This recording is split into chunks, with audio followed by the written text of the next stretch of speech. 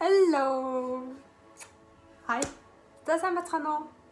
Шинэ бичлэг тавтай байвал би энэ бичлэгийг юу гэж нэрлэхээ сайн мэдэхгүй байна. Гэхдээ би ахаа жоохон шопинг хийсэн. Гэхдээ энэ юмнуудаа үлдээхгүй гэж би бас бодож байгаа. Яг хөө зарим нь үлдээн, зарим нь болохоор бүр авцсан юмнууд.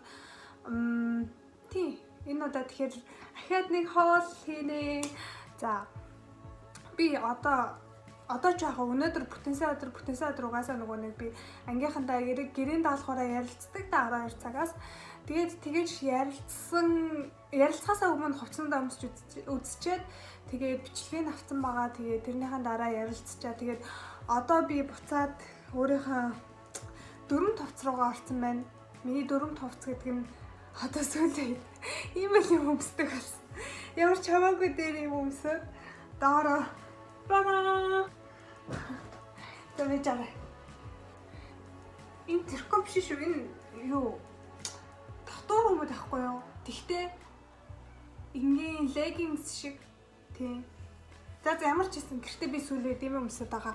Энэний надад өөр хоёр өнгөтэй байдаг. Энэ Uniqlo яг тэгээд тэр хоёрыг би гадуур явахдаа нөө джинсныхаа доор өмсдөг. Энэ бас яадаг юу халаадаг tech make гэх бас нэг тийм.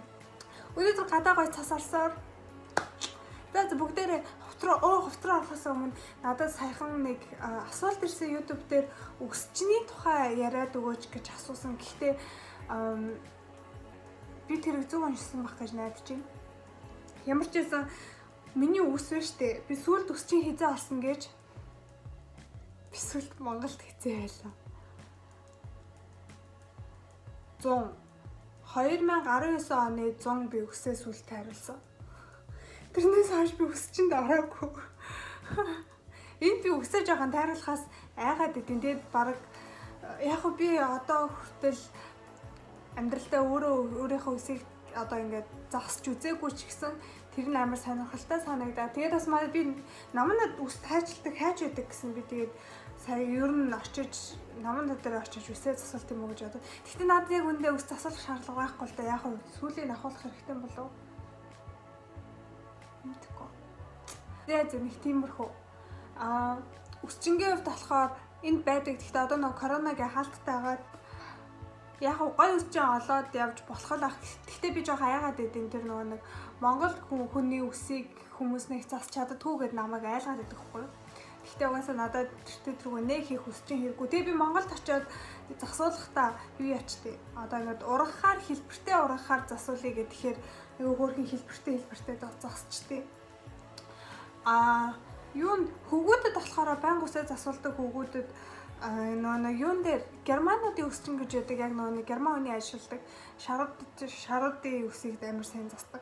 Тэгээд тэднэр дээр очиж засуулах юм бол жоохон үнэтэй талдаа эрэгтэй хүний үсийг бараг 80 еврогаар засдаг гэж би сонссон. Би гэхдээ энийг яг 100% мэдэхгүй байна. Гэхдээ юуны үсийг болохоор арабууд бол тэр нөгөө нэг үстэй орны хүмүүс тэд нар их үстэй яаж харцгаа мэддэг гэх юм мэдхгүй. Тэд нар нь болохоор арай хямдхан байдаг гэж би сонссон.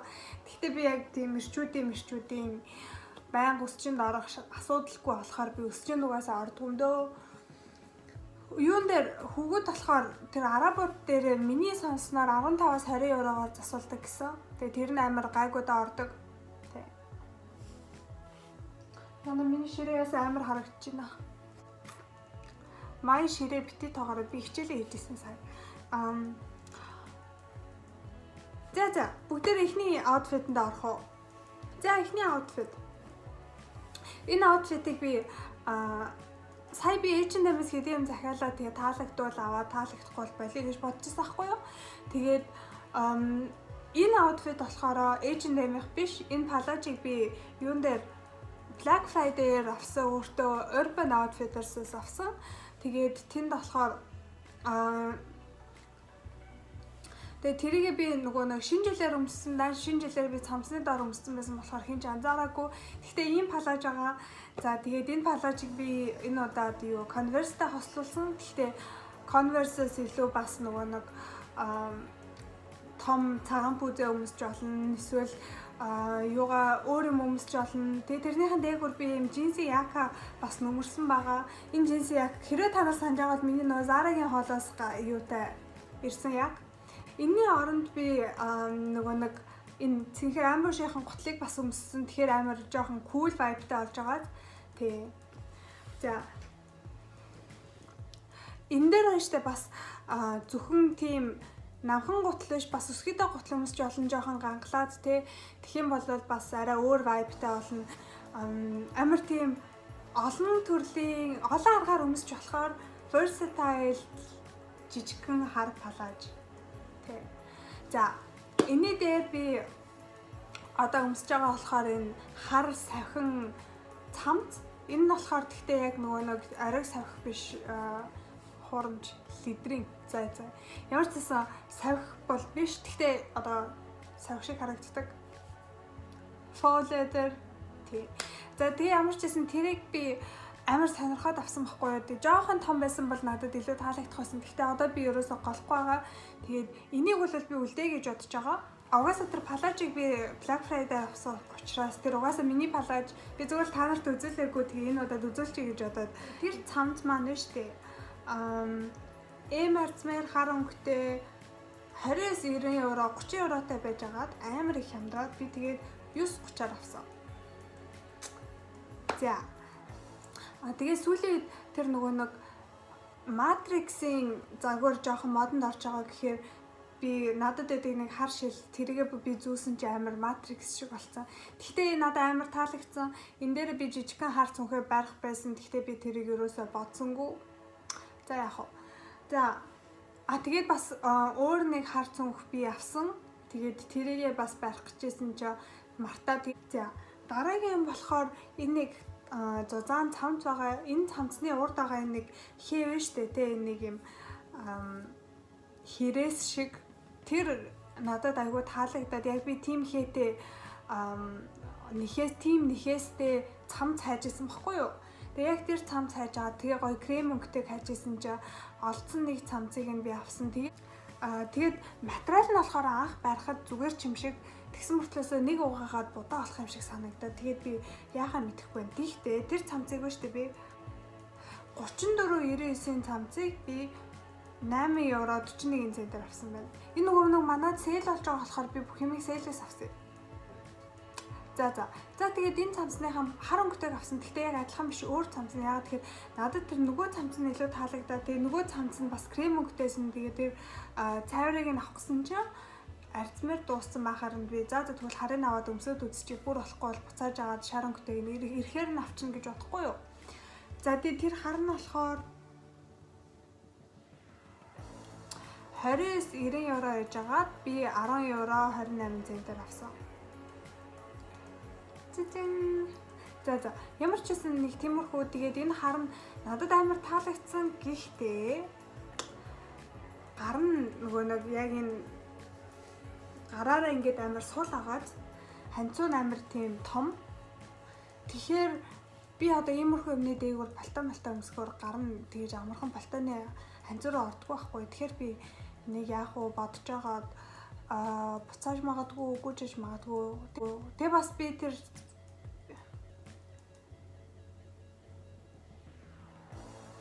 харин тэр крем цамцны хувьд болохоор би одоо 10 евроор л авч байгаа юм чинь тэрийг үлдээчт юм уу гэж бодож байгаа. За ямар ч гэсэн энэ цагаан уу крем уу энэ хоёрын нэгийг нь үлдээгээд нэгийг нь буцаана. Тэрнээс гадна би нэг гоё том oversize blazer пижак хайж байгаа байхгүй юу. Тэгээд сайднаас нь харсан чи амар гайгүй oversize харагдаад байсан. Тэгэхээр би авчихгүй юу. Тэгсэн чинь ерөөсөө oversize биш юм шиг байлаа. За энэ байна. Би дотор нь зүгээр crop top өмссөн. Зүгээр өмсч үзгээд за ямар ч гэсэн энэ пижак нь штэ ингээд нэг юм жоохон бол хийцтэй юм шиг гар марн жоохон нэг тийм мэдхгүй жоохон гоё харагдахгүй надад нэг юм мөнгө өрөх шаардлагагүй юм шиг юм харагдаад тэгээд тэрнээс гадна ерөөсө гарны хувьд цээжний хувьд ерөөсө том oversized биш амар бариу тэгсэн мөртлөөс яг ингээд доошогоо ингээд юу амар сул яг гизний хэсгээрээ сул. Тэгэхээр зүгээр ингээд нөгөө нэг том гизтэй тэрийг нуугаад байгаа юм шиг нэг гоё харагдахгүйсэн. Тэгэхээр энэ миний хайж байгаа том oversized пижак биш байна. Тэгээд ийм том пижак олцоод тэгээд авнаа. Тэгээд хамгийн сүүлд нь штэ. Миний үзүүлмээр байгаа юм болохоор энэ джинсэн crop top гэх юм уу? Топ гэх юм уу? Corsage топ гэх юм уу? Сайн ившсэн чи. Нулимс гарчлаа. За энэ амар таалагдсан. Энэ зөвхөн H&M-ийн хош H&M-тэй нөө Lee гэж джинс гэдэг штэ. L гэсэн. Тэр джинстэй одоо ингээ хамтарч гаргаж байгаа collection. Энэ дээр ганц юм нь болохоор миний энэ суган дээр ингээд нэг мах гарч ирээд тэр нь дургу үргээд гэхдээ та нар хэрэг анзаарч байгаа бол энэ надад амар томддог байсан өмд яг таардаг болсон байгаа. Тэгээ би одоо ингээд тураа явж байгаа болохоор энэ буцаад надад томддог болонгууд тэр юм нэг тэгж гарч ирэхэ болчихно. Тэгээд миний нэг баярлж байгаа юм болохоор миний нуруу гиз мэдсэн дээр ерөөсөө тийм илүү өөх гормон шигэлж гарч ирэхгүй байгаа учраас айгу баяртай байгаа би. За тэгтээ би ямар ч байсан дасгал масгалаа хийгээд сайн чиглэл рүүгээ явж байгаа. Ерөөсөө хоол моолоороо өөрийгөө өлсөхгүй байгаа, сайн юм идж байгаа. Арай эрүүлдөө хооллож байгаа. Тийм болохоор ямар ч байсан би энэ джинсийг үлдээн. Тэгтээ энэ джинсийг зөвхөн ингэж биш бас дотор нь гоё подолк өмсөж, подолкны дээгүүр ч гэсэн өмсөж болно. Энийг тэгээд айгүй олон аргаар өмсөд, олон стилтэй холбож болох учраас би энэ джинсийг бол яаж ч гэсэн үлдээ гэж. Энэ джинс гэхдээ би хямдарснаар аваагүй. Энэ джинс ганцаараа хямдраагүйсэн бахад амины бодлоо. 19.99 евро. Тэгээд тэрнээс нь нөгөө нэг манай герман татварыг хасч эхэлж байгаа байхгүй юу? Коронатай холбогдуулаад тэр татварын 1 евро л хасагдаад тэгээд 18 доллар авсан байна. Тэгээ ямар ч гэсэн энэ корсетын топоо үлдээгээд тэгээ энэс хойш би нэг корсетын топонд амар гоё санагдаад тиймэрхүү юмнуудыг ахаа жоохон ингээд нарийн бушиг гэж бодож байгаа. За тэгээ last but not least би та нарт хэлсэн нэг цүнх мартсан байсан. Тэгээд энэ цүнхийг би үзүүлмээрээ энийг яг өдөр нөгөө нэг Matrix-ын лукн дээрээ барьж олно. Гэхдээ одоо ингээ хараадсан чинь би нэг байхгүй юм шиг жоохон тренд хайсан цүнх юм уу? Миний хувьд яг би барих л ахал та. Гэхдээ энэ цүнхийг бас агай гайгүй авсан. Хэдэр авлаа?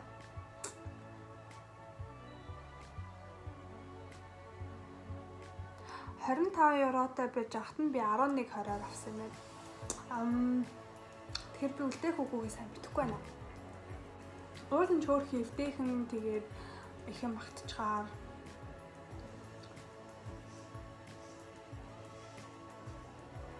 За нэг иймэрхүү миний имжлэгийг үзсэн баярлалаа. Дараагийн имжлэг хүртэл бай. Хайртай шүү, subscribe хийгээрэй. Амар камера би юу яагаад нөө сэгсрээд нөө. Одоо яа их вэ?